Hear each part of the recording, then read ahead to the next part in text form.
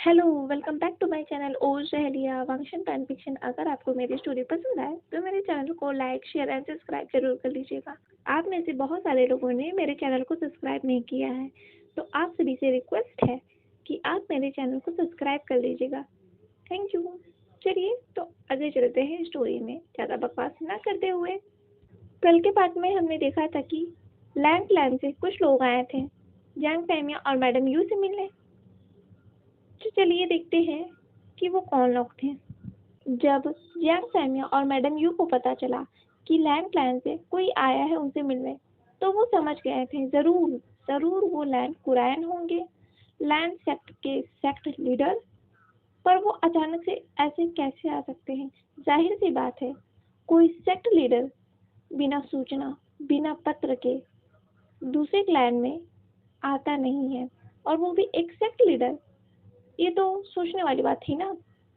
माना कि ये मॉडर्न ज़माना है, फिर भी अभी भी सभी सेक्ट लीडर सूचना देने के लिए या तो इनविटेशन देने के लिए दूसरे क्लैन को पत्र भेजते हैं। अपने तरफ से वो सभी पत्र भेजते हैं, और ऐसे ही कोई क्लैन लीडर दूसरे के क्लैन में नहीं आता बिना पत्र भेजे।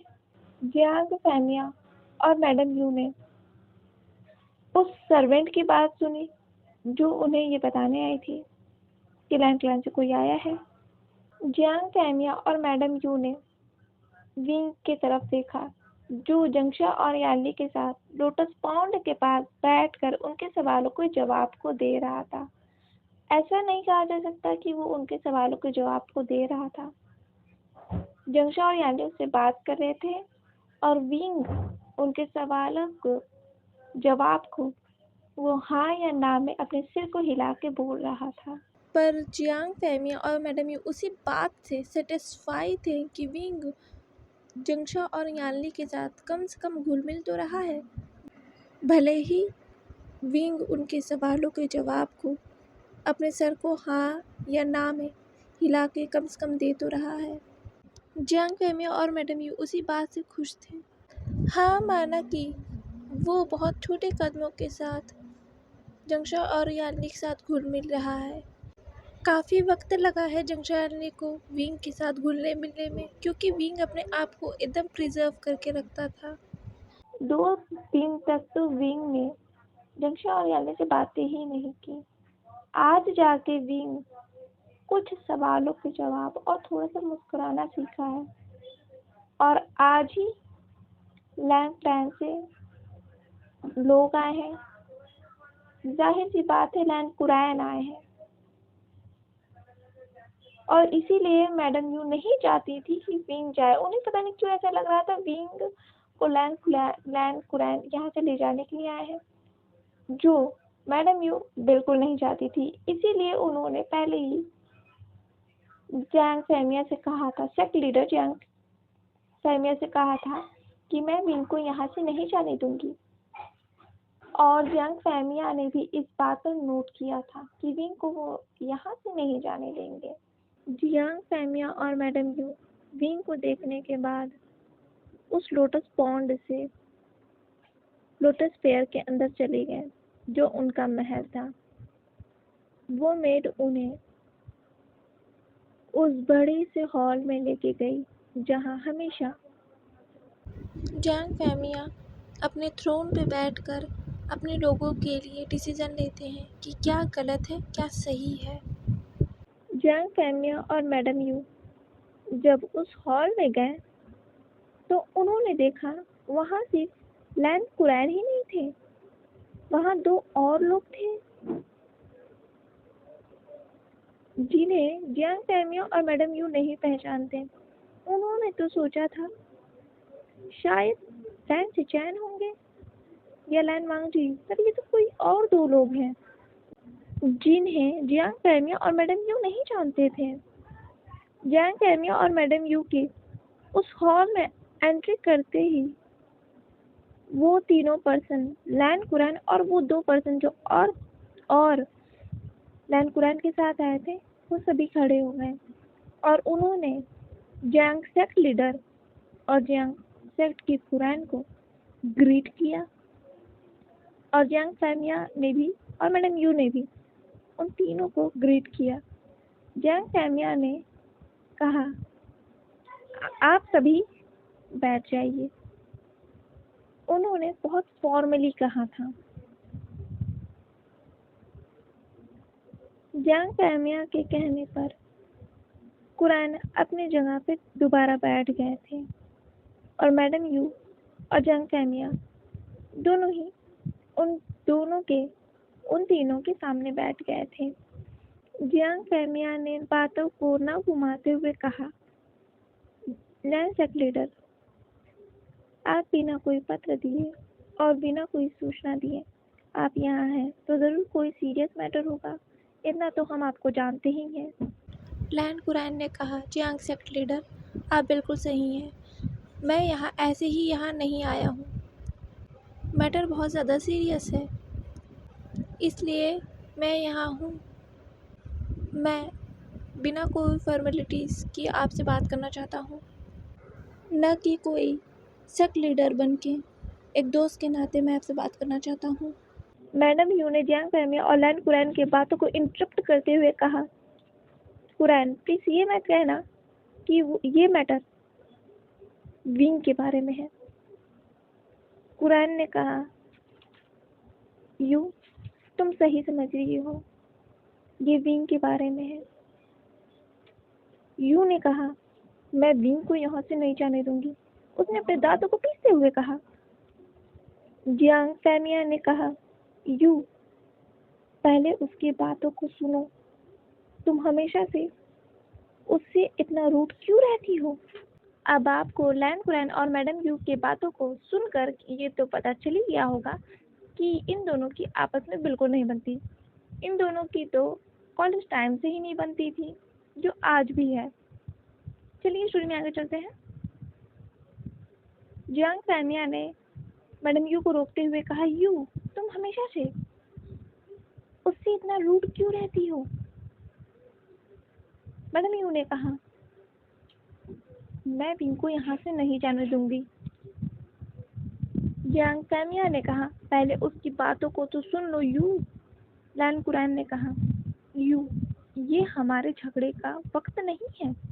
वक्त निकला जा रहा है और मैं बिल्कुल भी नहीं चाहता हूँ कि हमारे झगड़े में वक्त जाया हो और इसका फायदा वो लोग उठाएं। मैडम यू ने अपने आईब्रोज को ऊपर चढ़ाते हुए कहा, वो कौन? लैंड कुरैन के साथ जो पर्सन आया था उसने कहा, वेस, विंग के रिलेटिव्स। लैंड कुरैन ने जियांग फैमिया से और मैडम यू से कहा, जियांग फैमिया, यू इनसे मिलो। ये है मिस्टर लियान, वी चांसे के बिजनेस पार्टनर और बहुत करीबी फ्रेंड। फैमिया ने उन्हें नोट किया और मैडम यू ने भी उन्हें नोट किया और दूसरे पर्सन की तरफ इशारा करते हुए लैंड कुरैन ने कहा, और इनसे मिलो। ये है मिस्टर ईथन, वी चांसे के लॉयर। जंग फैमिया ने कहा, लॉयर? मैडम यू ने कहा, लॉयर?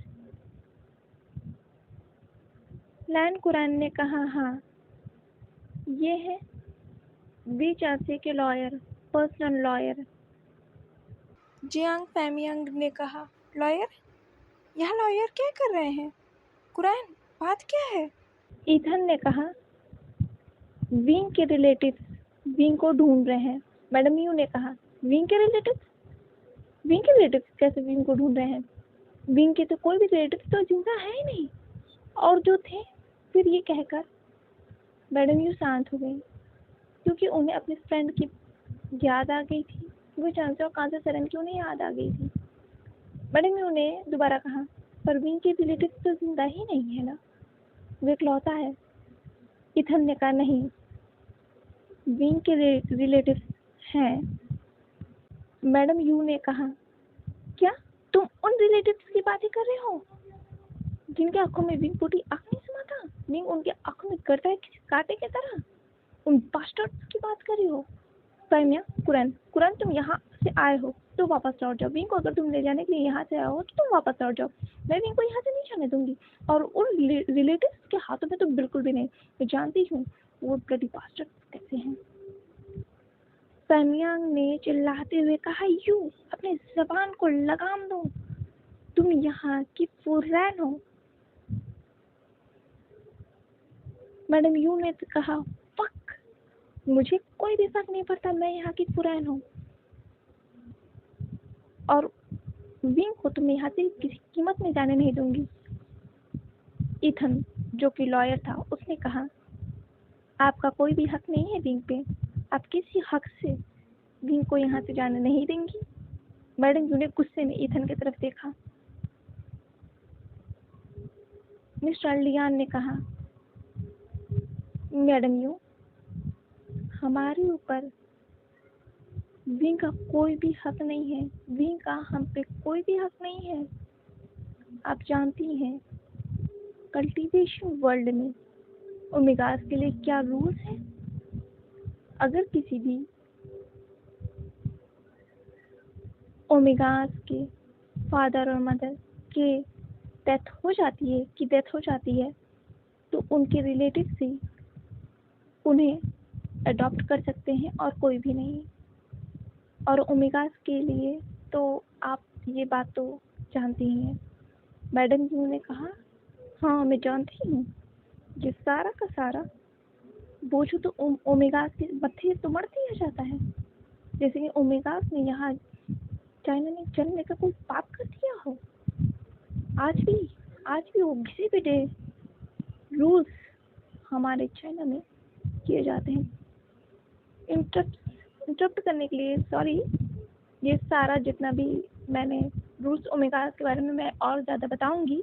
ये सिर्फ मेरी स्टोरी के लिए, चाइना में एक्चुअली ये सब होता नहीं है, ये सिर्फ मेरी स्टोरी में होगा, ठीक है। तो रियल लाइफ से इसका कोई भी कनेक्शन नहीं है, तो इसी से स्टोरी करा लीजिएगा। हाँ तो चलिए आगे चलते हैं। मैडम यू ने कहा, सारे रूल्स, नियम, पाबंदियाँ तो ओमेगास के सिर पे तो है।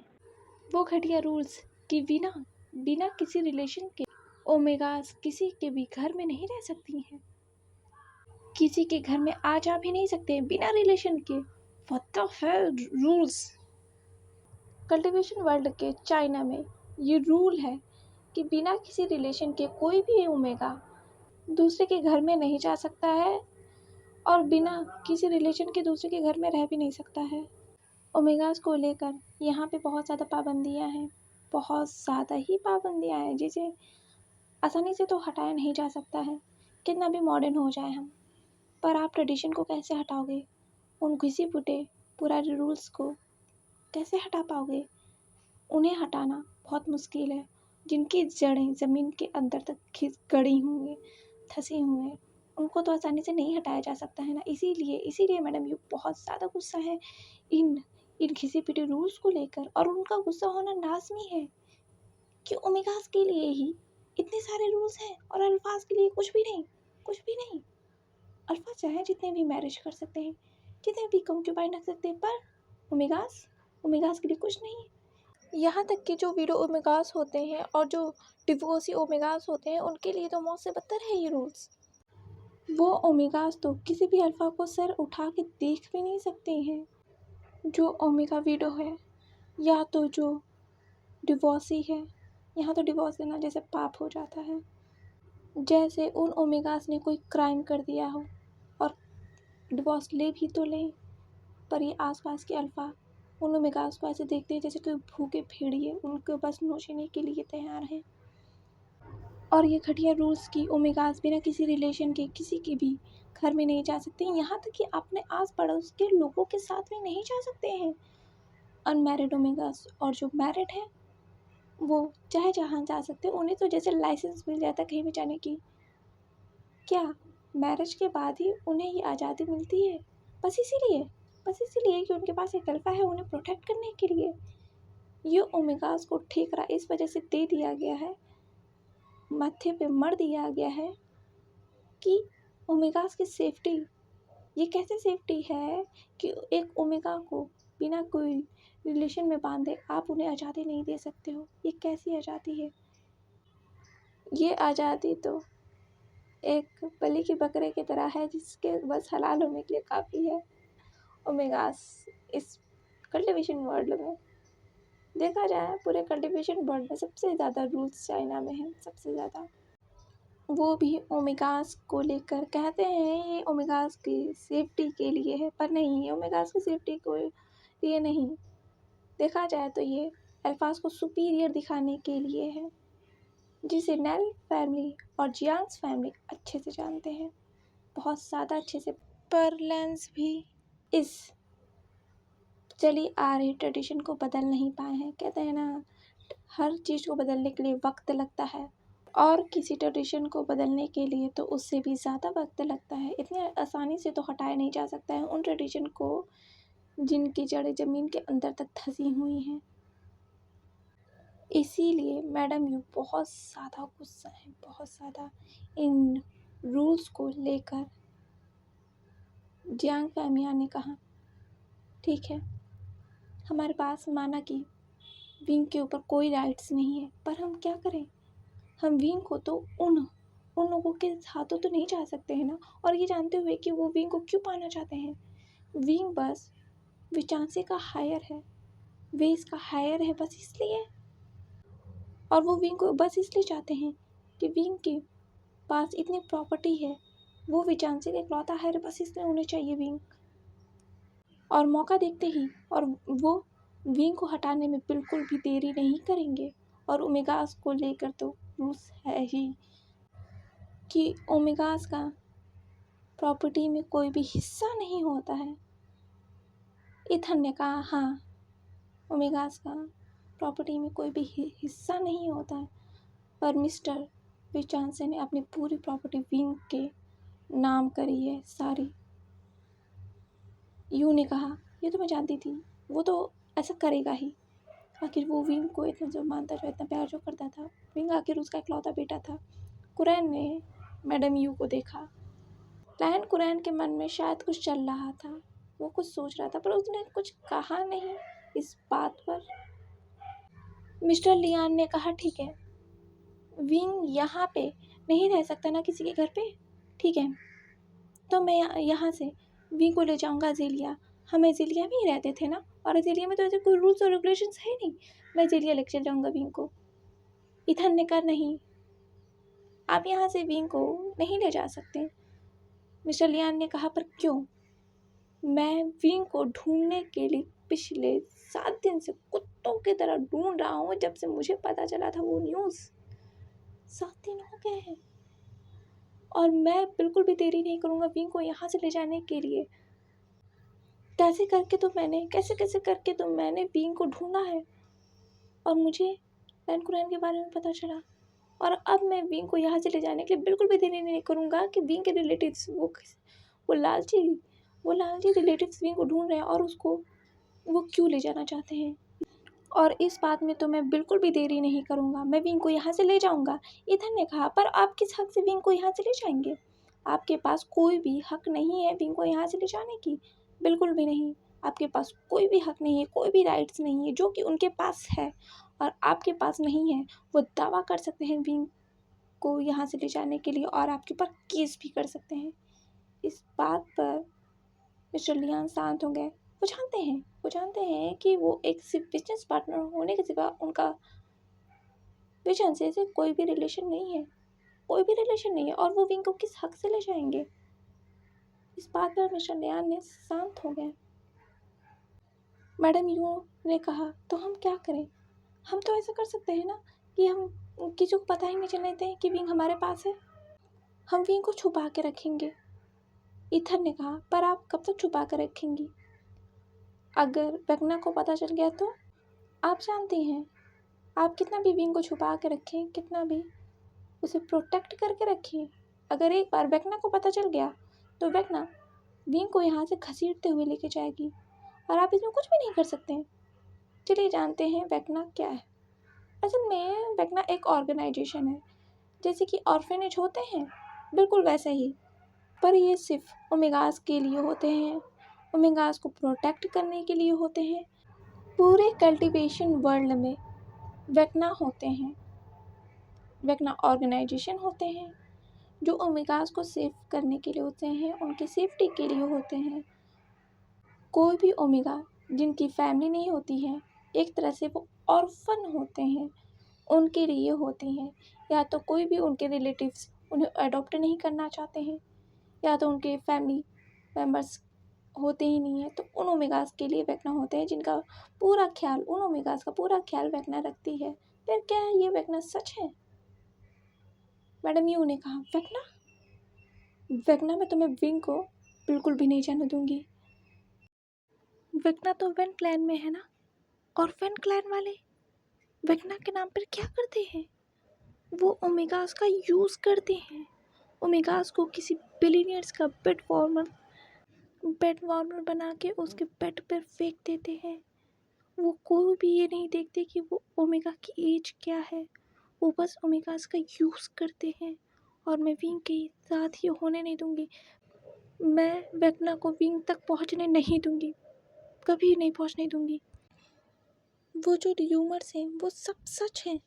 वेन क्लैन वाले वेक्ना के नाम पर ये रैकेट चलाते हैं, और तुम लैंस ने इस पर कुछ भी नहीं किया, तुम्हारे हाथ में तो सब कुछ है ना।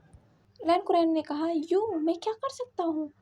कितने ही सालों से हमारे एल्डर्स ने इस पे काम किया है, पर कोई भी एक भी सबूत हमारे हाथों नहीं लगी है। वेन क्लैन में वेक्ना के खिलाफ कोई भी सबूत नहीं मिली है।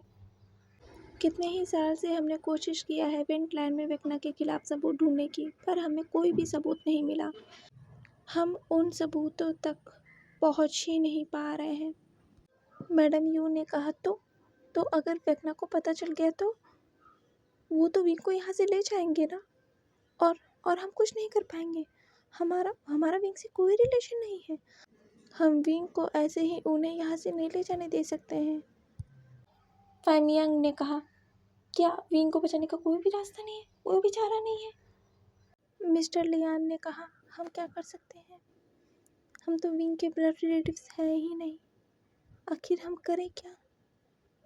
कोई तो रास्ता होगा जिससे हम विंग को बचा सकते हैं।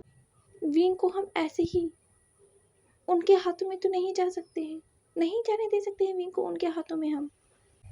ईथन ने कहा, एक रास्ता है, बस एक रास्ता है, विंग का आपसे रिलेशन रखने का और विंग को बचाने का। मैडम यू ने कहा, क्या है? रैनकुरैन ने कहा, रास्ता क्या है, बताओ हमें, हम विंग को कैसे बचा सकते हैं? ईथन ने कहा, वेडिंग। आज के लिए बस इतना ही, मिलते हैं नेक्स्ट पार्ट में ब्लैक रोज के साथ। कल का पार्ट मैंने आप लोगों के लिए काफ़ी लंबा बनाया था, आप लोग को सरप्राइज़ देने के लिए, पर मेरा सरप्राइज़ थोड़ा गड़बड़ हो गया। एडिट करने के बाद मैं उसे सुनना भूल गई, जिसकी वजह से वो पार्ट थोड़ा गड़बड़ हो गया, जिसमें मैंने कई बार कांसा सरन को यू बोल दिया और यू को कांसा सरन में बोल दिया, तो थोड़ा वो पार्ट गड़बड़ हो गया। आई होप पर वो आपको पार्ट पसंद आए हो। मुझे कमेंट करके बताइएगा कि आपको वो पार्ट कैसे लगा। चलिए नेक्स्ट पार्ट में मिलते हैं, बाय बाय।